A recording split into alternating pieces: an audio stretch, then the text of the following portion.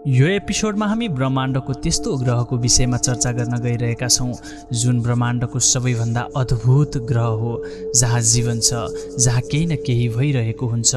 सायद यो ब्रह्माण्डको एक मात्र ग्रह हो जसको नाम हो पृथ्वी, हाम्रो घर, जहाँ अहिले हामी छौँ। सायद तपाईहरूलाई अनौठो तथा संयोग लाग्न सक्छ साथीहरू, तर वैज्ञानिकहरूको अनुसार हाम्रो पृथ्वी लगायत सोलर सिस्टमको हर एक ग्रह, उपग्रहहरू तथा सूर्य समेतको जन्मको सुरुवात एकै पटक भएको थियो। कसरी हाम्रो पृथ्वीको जन्म भयो?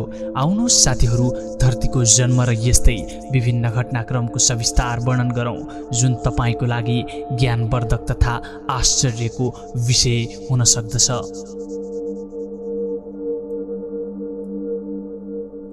केही वैज्ञानिकहरूको भनाइलाई मान्ने हो भने हाम्रो पृथ्वी जस्तो अहिले छ त्यस्तो बन्नु कुनै जरुरत थिएन, यो त एउटा मात्र संयोग हो। उनीहरूको अनुसार यस्तो सटीक वातावरण अनि बनावट आजसम्म कतै भेटिएको छैन र सायद भेटिँदैन पनि। यो अद्भुत र असाधारण छ। वैज्ञानिकहरूको भनाइलाई मान्ने हो भने हाम्रो पृथ्वीले आफ्नो आयुको करिब आधा काल अर्थात् 4.5 अर्ब वर्ष गुजारिसकेको छ।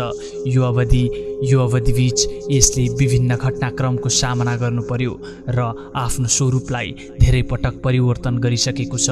यसले जीवनको नामो निशान नभएको लाभाले भरिएको अत्यन्त उडाट लाग्दो कालदेखि डाइनोसर जस्ता भीमकाय जीव र वनस्पतिले भरिएको समयसम्म गुजारिसकेको छ।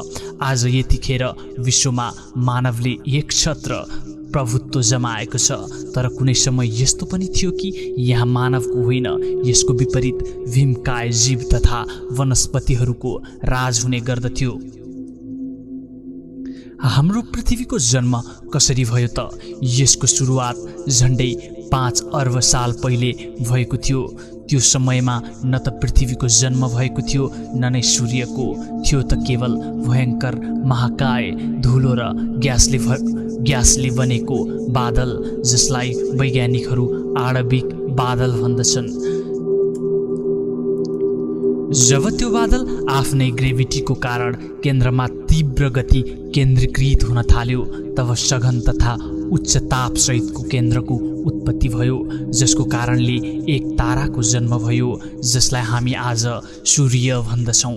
त्यो केन्द्रमा त्यस बादलमा रहेको झन्डै 99% हिस्सा समेटियो र पछि यसले एक ताराको आकार लियो जुन हाम्रो सूर्य थियो, र बचेको 1% हिस्साले भने एउटा डिस्कको आकार लियो र त्यस सघन केन्द्रलाई लगातार चक्कर लगाउन सुरु गर्यो, जसलाई प्रोटोप्लानेटरी डिस्क भनेर पनि भनिन्छ।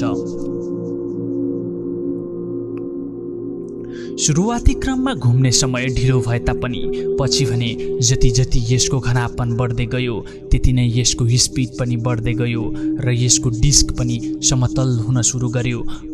पछि यहाँ रहेको धुलोको कणहरू एक आपसमा मिलेर खरबौं साना साना उल्का पिण्डहरूको जन्म भयो र पछि तिनै उल्का पिण्डहरूको मिलनबाट हाम्रो ग्रहहरूको विकास भयो।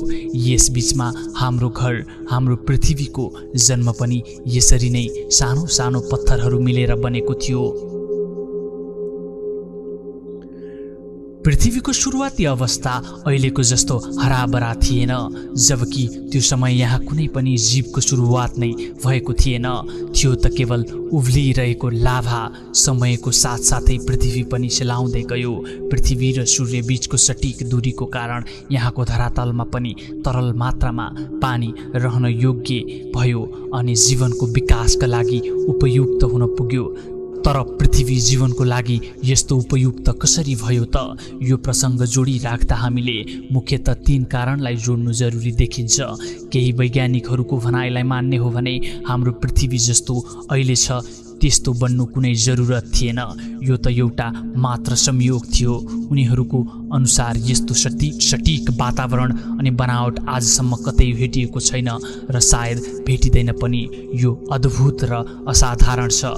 उनीहरू भन्छन् पृथ्वीमा त्यस्ता घटनाहरू भएका थिए जसका कारण पृथ्वी अहिले जीवनको लागि योग्य छ।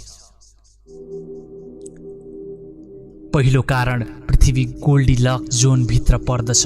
यो आफैमा अद्भुत छ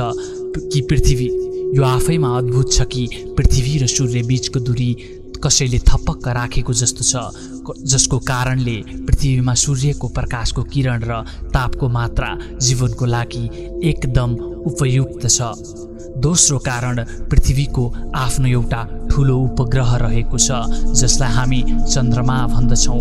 पृथ्वी अस्तित्वमा आएको मात्र केही करोड साल भएको थियो, तर अचानक एउटा मङ्गल ग्रह जत्रो वस्तु पृथ्वीसँग ठोकिन पुग्छ। त्यसबेलासम्म पृथ्वी ठोस रूपमा आइसकेको थिएन। त्यसका कारण धेरै लाभाको मात्रा र धुलोको कण अन्तरिक्षमा फैलिन पुग्यो। गुरुत्व आकर्षणको कारणले समयसँगै यी वस्तुहरू एकत्रित हुन थाले र पछि हाम्रो चन्द्रमाको निर्माण हुन पुग्यो।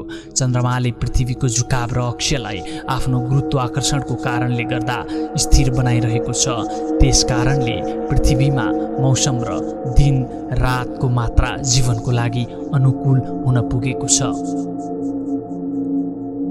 नम्बर 3, यति बेलासम्म पृथ्वीमा जीवनको सम्भावना शून्य रहेको थियो, किनकि जीवनको लागि अत्यावश्यक तत्त्व पानी पृथ्वीमा थिएन।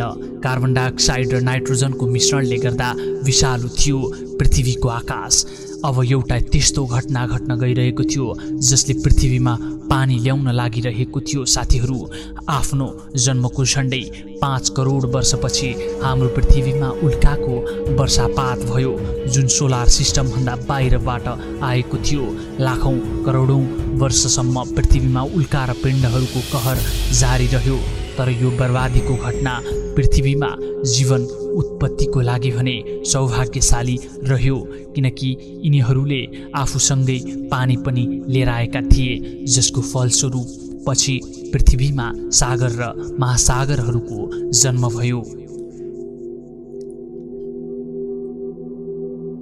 यसरी लाखौँ सालको विभिन्न घटनाक्रमलाई पार गरिराख्दा यति बेला पृथ्वीमा हामी मानव जातिको राज रहेको छ, तर भविष्यमा पृथ्वीबाट मानव जातिको अस्तित्व हराउने पनि निश्चित छ। धन्यवाद साथीहरू। यदि तपाईलाई यो भिडियो राम्रो लागे कृपया लाइक, शेयर अनि हाम्रो च्यानललाई सब्स्क्राइब गर्न नभुल्नुहोला। धन्यवाद।